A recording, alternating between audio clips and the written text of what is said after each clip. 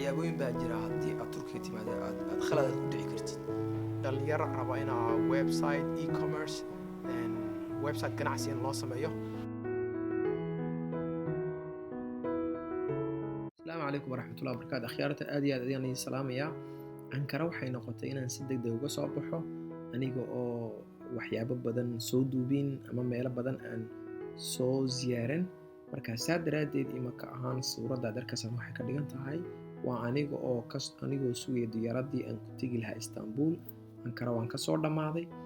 Marka intii aan halkaa macluumaad aan idiin sii sheegi karayo oo ku saabsan maanta ahaan xitaa guryaha la iibsanayo, basaska la raacayo, qiimaha baska intuu yahay, haddii maalin aad tagtid si aad macluumaad kaamil ah, macluumaad wanaagsan oo kugu filan adiga oo haysta si aad u tagtid, ama haddii aad rabtid inaad si tourist ahaana ama ziyaarad inaad u tagtid.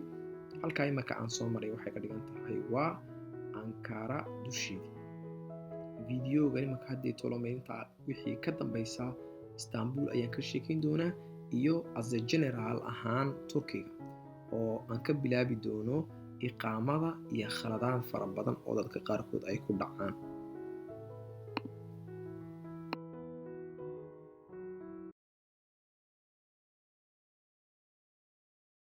waxyaabooyin baa jira haddii aad Turkiga timaado aad khalad ku dhici kartid, taasoo ah Turkiga marka la qaato visa marka la qaato waxay ku siin karaan 30 cisho ama 45 cisho qofba sidii uu dalbado. laakiin badanaa tan touristiga waxa qofka la siiyaa 30 cisho. haddaba qof 30 cisho intaa ka badan joogaya dhibta qabsan kartaa waxay tahay 30 cisho wixii ka badan haddii 2 cisho ama 3 cisho aad dhaafisid airport kama bixinaysid laadoo lacagta bixiya mooyaan. haddii aad timaadi Turkiga oo joogaysid in ka badan 30 cisho iqaamo ayay bixiyaan. iqaamadaasoo yani residence-ka oo ku asmaxaysa inaad waddanka joogi kartid. weliba waxyaabooyinka ay kaga duwan yihiin iyagu adduunka oo dhan waxaa ka mid ah imaka Union European ku biiritaanka Yurubta ay ku biireen waxyaabooyin ka hor jooga waxaa ka mid ah iqaamadu waxay dadka siiyaan sanad ah, taasoo marka aad saa u timaadid 30 cisho oo kaa dhicin waa inaad dalbataa. markaad dalbatid waxay rendezvous appointmentiga online baa lagu buuxiyaa. online markaad ku buuxiso documentiga laga rabo waxaa ka mid ah passaportkaaga, sawir, gurigan aad degantid contract yahay, iyo insurance ama assurance-kana waa in noqdo assurance dalka ah, maaha assurance online ah, assurance aad ka soo qabtay. marka aniga oo meeran markii aan Djibouti aan ka soo qaadanay viisaha assurance-ka Djibouti, assurance baan ka goostay online. assurance-kaasoo waddan kastaba dhowr viisaba aan ku dhigtay, Mareykan iyo Europe aan ku dhigtay oo la aqbalayay. halkan laakiin markaad timaadid assurance-ka ay kaa dalbayaan waa assurance waddankooga, maaha assurance-ka. assurance-ka markaa waxaa markaad wala bixisid ayaa form baad buuxin, shirkadooyin baa sameeya. adiguna hadda doontid online waad ka samaysan kartaa. ballan baa lagu qaban, ballan marka lagu qabto yaa document oo dhan baa lagaa xarayn, waxaan baasaboorkan wixii ka dhan baa lagaa xarayn, badanaa wala koobi u badan. kadibna waxaad sugi 15 cisho 20 cisho hadba sidii ay tahay. asalaamu calaykum waraxmatullahi wabarakaatu. akhyaarta waan salaamaya. maanta bal waxaan rabaa haddii la yiraahdo inaan halkan aan joogo waa Istanbul, Shishli baa la yiraahdaa. halkan baan ka tegi doonaa haddii la yiraahdo. waxaan tegi doonaa meel la yiraahdo Aksaray. marka inta aan sii socdo waxaan rabaa inaan idin sii daawasiyo bal sida loo isticmaalo transportation-ka Istanbul. kadibna halkaa waxaan ku leeyahay business meeting haddii la yiraahdo dhalinyaro raba inaa website e-commerce website ganacsi in loo sameeyo. marka bal haddii la yiraahdo let's go and let's check.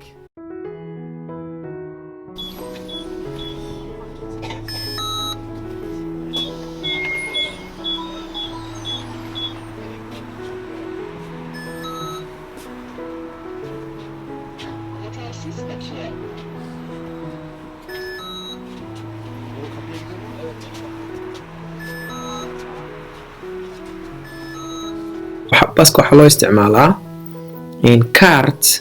kaartiga waxaa la Istanbul card. Istanbul kaartiga waxaad ku tegi kartaa, waxaad ku raaci kartaa baska iyo metroga iyo waxaa jira public toilet, يعني meelaha masquulyaal ama tuwa maxaa ahayd kaniif public ayaa xitaa lagu isticmaali karayaa kaarkan Istanbul kaartiga. markasta oo kaartiga aad gaariga marisiba wuxuu ka goosanayaa 2.6 bay ahayd 2 liira iyo 60 senti oo ilaa ay u dhigmaya malaha 2 liira waxa doon kartaa waa 60 adoo ilaa 80 franc Djibouti ay noqonaysaa.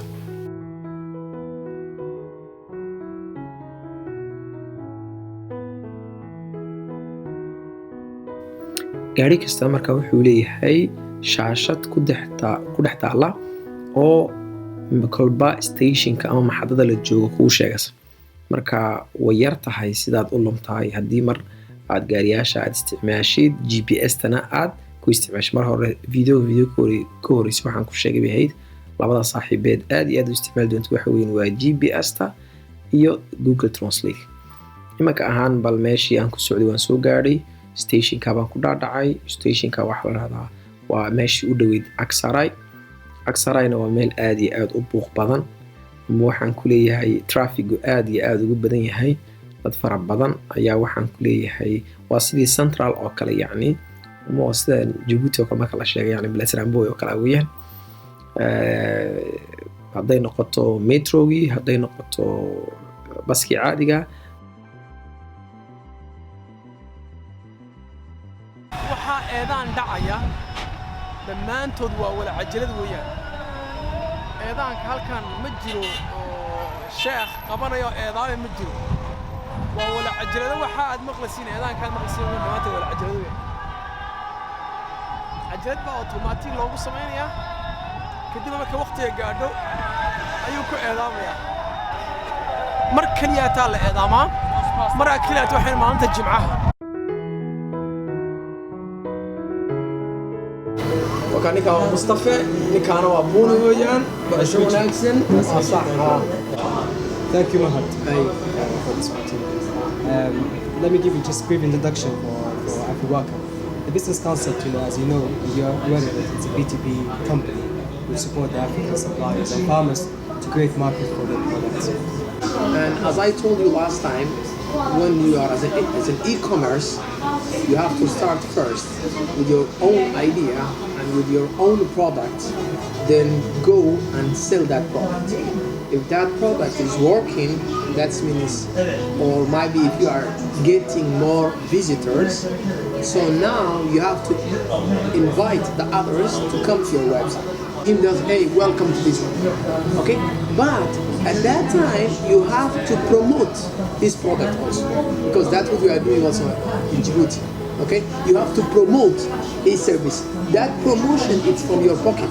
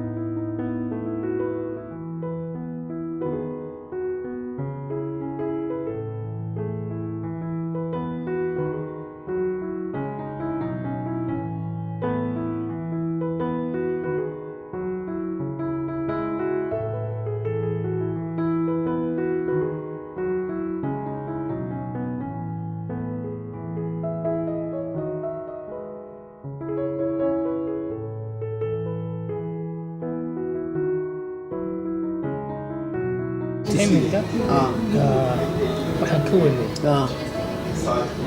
ninka maamulaya dashboardku leeyahay oo kale ma sax kan waxa weeye mid ka yar waxa weeyaan kaliya qofkii gaadhay meel gaar ah oo noqday waxa weeyaan customerka ugu waaweyn ee loo furaya bahashan wuxuu samaynayaa awood u yeelanaya inuu alaabihiisa ku iibin karo. dukaan imanka tan dukaan oo kale conceptigiisu wuxuu yahay inaan annagu dadka alaabtii iibinayaan intaan u tagno aan ku nidhaahdo alaabtan idilaad iibinaysiin kaalaya oo website-kan idin dhiga kadib marka ay website-ka soo dhigtaanna inaanu ku nidhaahno okay haddaba waxaan ku heshinaynaa qiimo aniga iyo idinka in raali geliyo oo hadhow toole customer-ka marka aan geyni aan wax ka daba heli karayo laakiin qiimaha yuu dhaafin qiimaha normalkee lagu iibiyo suuqa markaasaa daraaddeed customer-ka intaan qabanno productigi waan list garanay in horta annaga hayna physical annaga yani si physical ahaan annaga inventory wayna taa qofka hadduu soo dalbado waa annagoo waan qabanayo waan u deliver garanaa laakiin hadduu soo dalbado qofku mid listinkayga ku taalo oo ay leeyihiin allahuma salli calaa qofka leeyihi waan u tagnaa alaabtaan ka soo qaadnaa waan u delivery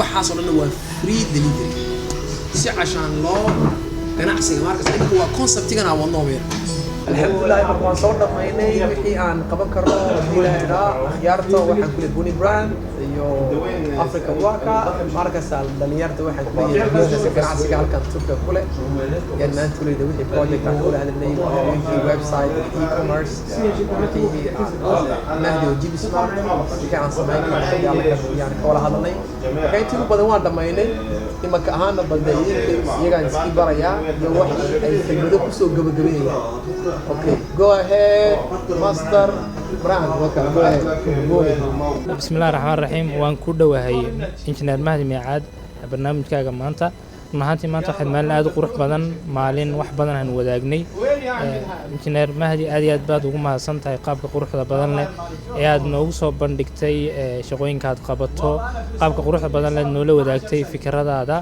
wax lagu farxo weeyaan in dhalinyar sidoo kale la arko oo dhiiran oo wax badan qaban karaya wax badan la wadaagay ummadooda sida kale Buni Brand shirkadda waxa weeyaan waxyaalaha ay qabatay ugu muhiimsan waxa weeyaan inay ka caawiso dadka ganacsiyadooda yaryar iyo kuwa dhexeena horumariso waxyaalihii maanta aan ka wada hadalnay waxa ku saabsanayd horumarinta ganacsiyada Soomaaliyeed runtii aad baan ugu farxay aad iyo aad ugu mahadsan yahay kuna xidhnaada bartiisa YouTube-ka ee uu idinku la wadaago fikradaha quruxda badan leh aad iyo aad ugu mahadsantiin dhamaantiin I should only have very short comment about what we had today.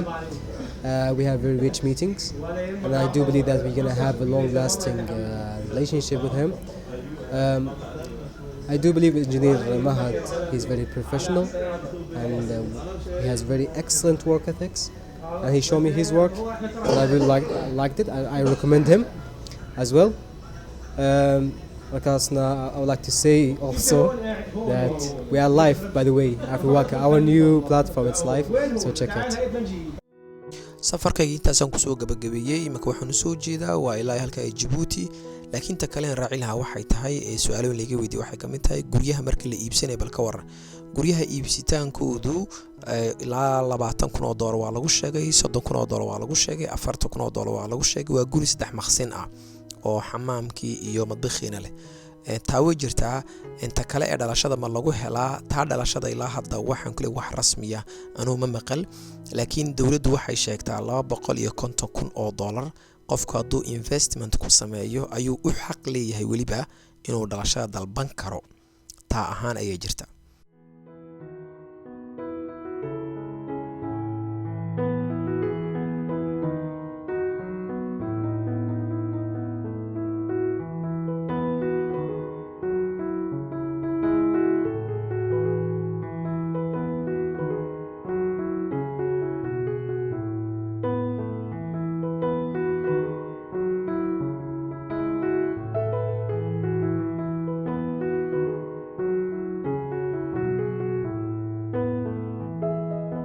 waxyaabooyinkii ugu qosol badnaa waxaa kamid inta Turkiga joogay masaajidka ii dhow anoo dhowr cisho ku tukada ayaa odayba maalin ii yimiday marka isagoona anagoo is afahmayn ayuu faraha igu fiiqay lugtayda oo ka dhignayd masaajidka waxaad ku timaadaa bilaa sharabaad marka masaajidkooga marka lagu tukanayo sharabaad ayaa lagu tukada marka masaajidka malaha nadaafad darteed ayaa la ilaalinayaa